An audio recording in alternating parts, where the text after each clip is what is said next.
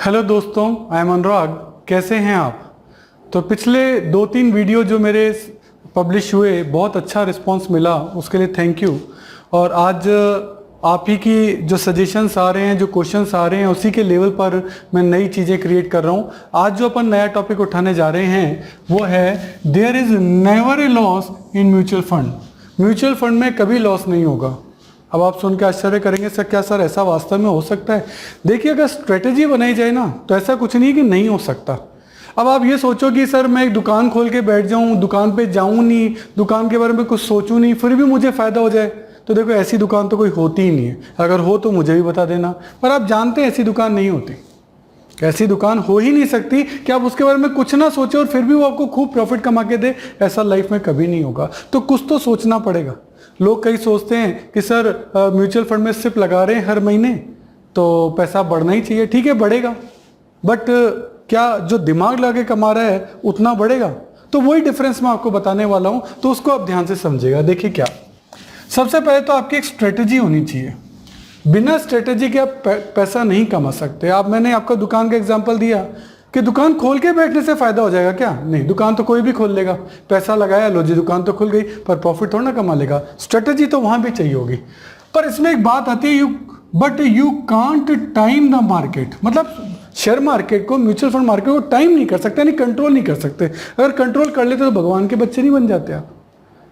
फिर तो आप भगवान के बच्चे होते कि सर इनको तो सब पता है कि कब मार्केट बढ़ेगा और कब कम होगा, ये सब बातें इनको पता है और ये बात आप जानते हैं। ऐसा हो नहीं सकता। तो स्ट्रेटेजी होती है। स्ट्रेटेजी में प्रोबेबिलिटी भी होती है कि वो 80% टाइम हो सकता है सही भी हो, तो 20% टाइम गलत भी हो सकती है। इसीलिए कहते हैं कि सारा पैसा एक जगह नहीं लगाना चाहिए कि सारा का सारा पैसा लार्ज कैप में लगा दिया या मिड कैप में लगा दिया या स्मॉल कैप में लगा दिया। वहां भी आपको दिमाग लगाना है। तो दिमाग तो आपको लगाना है और दिमाग ही आपको कमा के देगा। कोई कमा के देगा क्या? आपके पड़ोसी आपको कमा के देंगे या आपकी कॉलोनी वाले कमा के देंगे?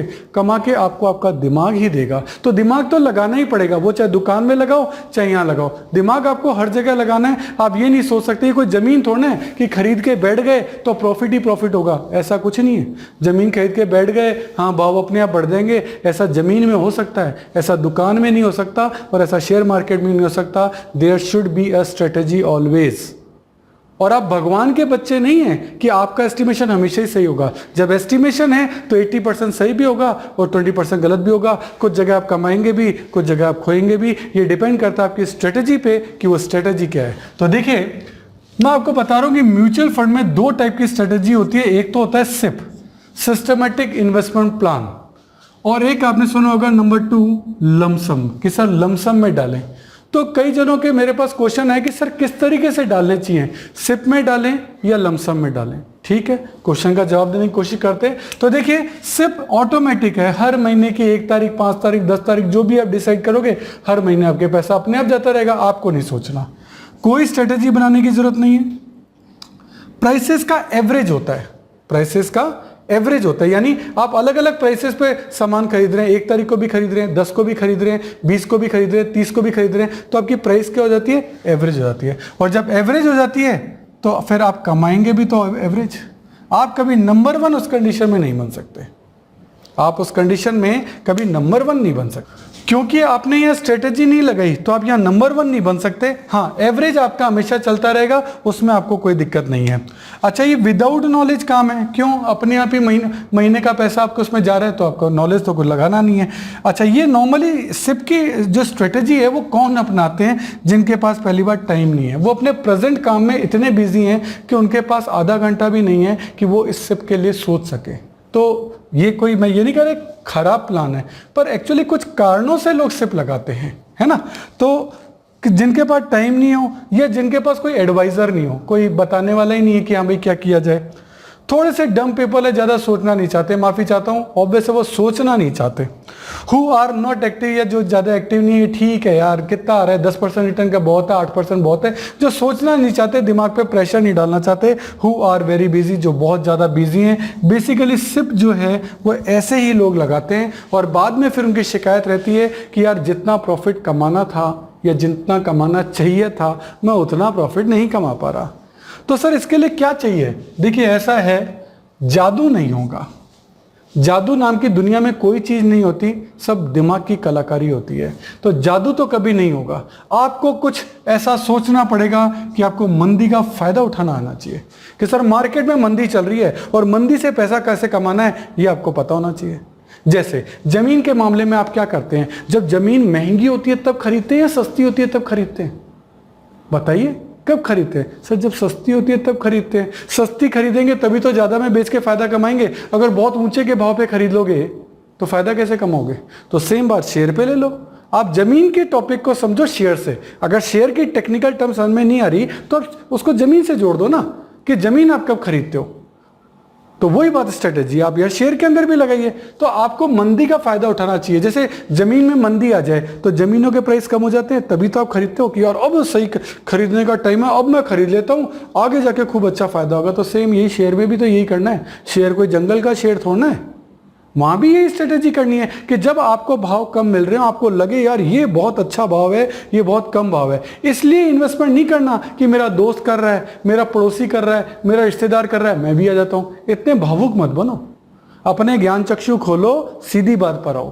क्या कि आपको तब खरीदना है जब आपका दिमाग आपको इजाजत दे, आपका दिल नहीं। दिल तो करेगा जब दोस्त यार रिश्तेदार खरीद रहे हैं तो आपकी भी इच्छा होगी और ये सब खरीद रहे हैं, ये करोड़पति बन जाएंगे, मैं पीछे रह जाऊंगा। ऐसा नहीं है, इतने भावुक मत बनिए। आप पैसा लगा रहे हैं, अपनी मेहनत से कमाई हुई इनकम लगा रहे हैं, तो आपको सोच समझ के लगानी पड़ेगी, भावुक होकर नहीं लगानी। So don't get emotional. आपको मौके पे चौका मारना आना चाहिए कि मौका मिला और मैंने चौका मार दिया, तभी आप ऐसा कर पाएंगे। तो पहली बात, सिप में ऑटोमेटिक है, कोई स्ट्रेटजी नहीं है, लेकिन यहां आपको टाइम टू टाइम इवैल्यूएशन करना पड़ेगा, चेक करना पड़ेगा कि क्या ये सही टाइम है खरीदने का, क्या मार्केट जो उसकी वैल्यू है, मार्केट प्राइस है, वो उसकी नॉर्मल वैल्यू से कम है या ज़्यादा है। अगर नॉर्मल वैल्यू से कम है कि हाँ यार कम में मिल रही है, कोई चीज़ कम में मिल रही है तो खरीदेंगे। तो अब जमीन में क्या करते हो, कम में मिलती है तभी तो खरीदते हो, तो फिर शेयर में भी तो वही स्ट्रेटेजी रहेगी, ये कुछ अलग चीज थोड़ा है। ठीक है, अच्छा यहां आपको जो भी प्रॉफिट होगा वो एवरेज होगा, लेकिन लमसम में आप प्रॉफिट ऑन नॉलेज कमा रहे हैं। यानी आपको नॉलेज, आपको स्ट्रेटेजी, आप स्ट्रेटेजी बनाकर कर रहे हैं, दिमाग से काम कर रहे हैं, तो यहां प्रॉफिट आपको डेफिनेटली ज्यादा हो सकता है। और यहां आपको अपनी क्वालिफिकेशन यूज करनी है, आपका माइंड यूज करना है, तभी आप इस काम को आगे बढ़ाएंगे। तो ध्यान दें, मैं ये नहीं कहता कि केवल सिप से चलना चाहिए या केवल लमसम से करना चाहिए। आप एक काम कर सकते हैं, अपना 50-40 जितना भी परसेंटेज आप चाहते हैं, 50% पार्ट लमसम से कर दो, और फॉर एग्जांपल 50% पार्ट आप किससे कर दो, लमसम से। कि मेरी 50 मतलब मान लो आपको 1 लाख रुपए लगाने महीने के, तो 12 महीने के कितने लगाने, 12 लाख।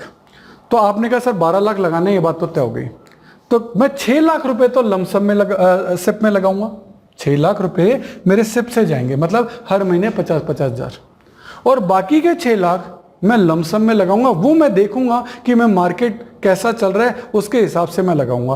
भाई मार्केट कोई स्ट्रेट लाइन नहीं है, मार्केट जो है वो इस तरीके से, इस तरह से चलता है।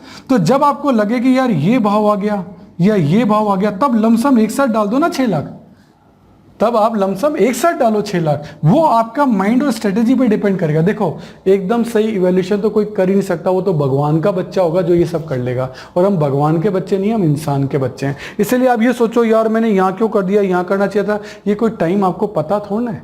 तो इसीलिए ये होता तो एस्टिमेशन ही है, पर कहीं ना कहीं आप दिमाग, क्वालिफिकेशन, स्टडी, इन सब चीज़ों को लगा के करेंगे ना, तो आप कहीं ना कहीं कुछ अच्छा एस्टिमेशन कर लेंगे। और फिर 6 लाख एक साथ थोड़ा लगाने हैं, 3 लाख आपने यहाँ लगा दिए, 3 लाख आपने यहाँ लगा दिए, या फिर आप उस 6 लाख को भी पार्ट में बांट दो कि पहले मैं 2 लाख यहाँ लगाऊंगा, फिर और गिर गया तो 2 लाख मैं यहाँ लगाऊंगा, फिर और गिर गया तो 2 लाख मैं यहाँ लगाऊंगा। गिरते मार्केट में पैसा लगाना है, कभी भी ध्यान देना, चढ़ते मार्केट में पैसा नहीं लगाना है, वो तो बेचने का टाइम होता है।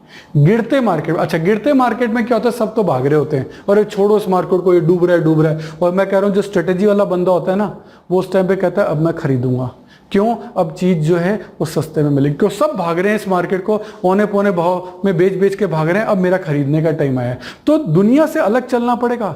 जब लोग खरीद रहे हो, और मेरे को खरीदना है, मेरे को खरीदना है, मेरे को खरीदना है, तो आप करो ठीक है मुझे बेचना है, क्योंकि अब वो कोई भी भाव देंगे, वो ऊंचा भाव देंगे। और जब लोग कहें ना बेचना है बेचना है बेचना है, वो कोई भी भाव में बेचने को तैयार है, वो सस्ते में भी बेचने को तैयार है, क्योंकि उनको तो भागना है, उनको ये मार्केट समझ में नहीं आ रहा, उनको तो भागना है।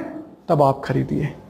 तो आपको दुनिया से उल्टा चलना है, दुनिया से उल्टा चलोगे तभी ज्यादा कमाओगे। तो ध्यान दें, ये जो लमसम है, आप अपना आधा पैसा लमसम में डालिए और आधा सिप में डालिए, तो फिर आप इस स्ट्रेटेजी का फायदा उठा सकते हो कि चलो 50% तो मैं एवरेज प्राइस का बेनिफिट लूंगा, 50% मैं लमसम का दूंगा, और ईयर के एंड में चेक करिए कि आपके सिप वाले सेगमेंट 50% ने ज़्यादा कमाया या लमसम वाले ने ज़्यादा कमाया, और इससे आपको इसका भी एवरेज मिल जाएगा। यानी यहाँ हो सकता है कि आपने यहाँ 15% कमाया हो और यहाँ आपने 25% कमाया हो, तो एवरेज जो है आपका 20% हो जाएगा। तो 20% रिटर्न, भाई यहाँ अगर कमाते तो 15% ही कमाते, यहाँ आपने आधे में 25 कमा लिया, ऑन एन एवरेज 25 और 15 40 डिवाइड बाय 2 किया, कितना गया 20, तो आपकी इनकम बढ़ गई ना। तो इसलिए लमसम जो है ना वो आपकी इनकम को एक बाउंस देता है, वो एक बाउंस देता है, एक्सेलरेट करता है आपकी इनकम को। और एक बहुत जरूरी बात, देखिए जो भी मैं यहाँ बोर्ड पे लिख रहा हूँ इसकी जो पिक है वो नीचे लिंक में अवेलेबल है। मतलब ये सब चीज़ें आपको लिखने की ज़रूरत नहीं है, इसका पिक जो है नीचे लिंक में अवेलेबल है, आप वहाँ से डाउनलोड कर सकते हो, जिससे कि जितना भी मटेरियल मैंने आपके साथ यहाँ डिस्कस किया है ये हमेशा के लिए आपके साथ हो जाएगा। आपको जब भी उसको रिकॉल करना है आप इजीली उसे रिकॉल कर सकते हैं। इसके अलावा मैं सभी सब्सक्राइबर से कहूँगा कि आप लोगों के मन में कोई भी क्वेश्चन है तो आप मुझसे पूछिए, आप मुझे व्हाट्सएप पे मैसेज कर सकते हैं। मेरा नंबर है 9829224488। अनुराग शर्मा। आप उसके लिए अपना क्वेश्चन, अपना नाम मेरे को लिख के भेजिए, मैं ज़रूर से पूरी कोशिश करूंगा कि मैं आपके सभी क्वेश्चंस का जवाब दे सकूं। और मुझे अगर आपका क्वेश्चन बहुत अच्छा लगा तो मैं उसके लिए अलग से वीडियो भी बनाऊंगा। तो मेरी आपसे हाथ जोड़ के रिक्वेस्ट है कि यदि आपको कोई भी ऐसी क्वेरी है आप मुझे मैसेज करिए, और टॉपिक अगर अच्छा हुआ तो उसके लिए वीडियो भी मैं आपका बनाऊँगा। इसमें मैं आपको एक बात और भी कहना चाहूँगा, यहाँ जितनी भी चीज़ें मैं आपके साथ डिस्कस कर रहा हूँ ये बेसिकली स्टडी के लेवल पर है ना। हमने जो भी एक्सपीरियंस हमने इन सालों में लिया वो हम आपके साथ शेयर कर रहे हैं, और जो भी चीज़ स्ट्रेटेजी बेसिस पर होती है वो हमेशा 100% सही नहीं होती, वो 80 या 90% तक ही सही हो सकती है। तो 10 to 20% का रिस्क हर थ्योरी में रहेगा। तो आप इसको कोई एकदम 100% एग्जैक्ट ना लें कि ये चीज़ होगी होगी। ये स्ट्रेटेजी है, हमने आपको बताई है, कई जगह पे हमने देखी है, हमने आपको बताई है, लेकिन आप फिर भी अपना दिमाग लगाएं, हो सकता है आप उससे भी अच्छा कर पाएं। तो दूसरों के लॉसेस से सीखना, दूसरों की गलतियों से सीखना, ये भी एक बहुत बड़ी कला है और ये आप सभी को सीखनी पड़ेगी। और फिर भी गलती होने की संभावना ये है क्योंकि आपकी गलती से भी कोई सीखेगा। ऐसा तो हो ही नहीं सकता ना कि आप गलती करें ही ना, फिर तो अपन भगवान के बच्चे हो जाएंगे कि हमसे तो गलती होती ही नहीं। तो इसलिए इस बात का जरूर से ध्यान रखें।